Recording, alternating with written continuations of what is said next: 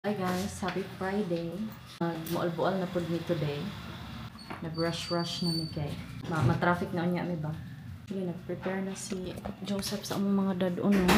Si Tilly? Dili ko yung si Tilly, boy. Anyways guys, we'll see you in Mual-bual. Basi maabot mi dito mga 9 na siguro or 8 kundi may ma-traffic. So naabot na mi diri sa among accommodation 8 p.m. Dili kay nga na kadugay, though traffic siya sa Minglanilla and Talisay. The worst part was kanang bitong mga headlights. Like, medyo ko kasabot aning ubang mga drivers nga nang itutok yun na ninyo sa among mga dagway na yung pinakahayag na headlight. Manggawas na may guys, kita may barbecuehan dito. Wala pa dyan may dinner baya. Hindi ka pa may lapo-lapo. Ang lakaw rami. Okay, dool raman.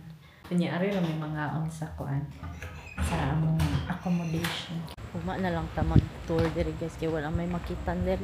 Ngit-ngit naman. Pero kami na lang jud ang katikaw-tikaw diri. Don't you think it's weird? Struggle yan. I cannot see. Ngit-ngit kay guys. Oh my god, it's like I'm driving.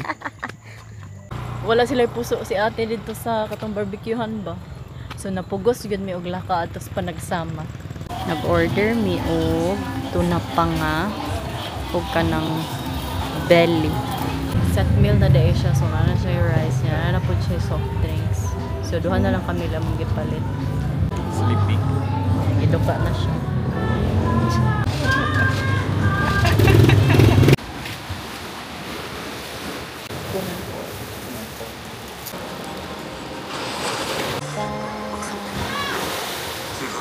Kain tayo guys.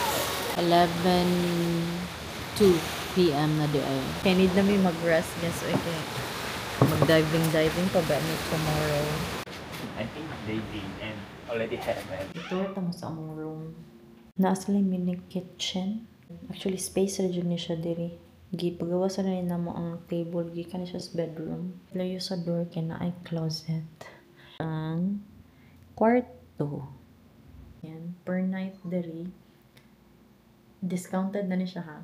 Mga 2.6k plus. Ang katong small room nga walay kitchenette or whatsoever kay 2.4k. So dili ra nga nakadako og labaw. We'll see how the day unfolds tomorrow. Wala pa jud may concrete plans, guys. Continue tomorrow. Yeah. It's literally tomorrow already. Need yun mi og energy for tomorrow aron makakapakapag yun mi og bonggang-bongga. Ganun.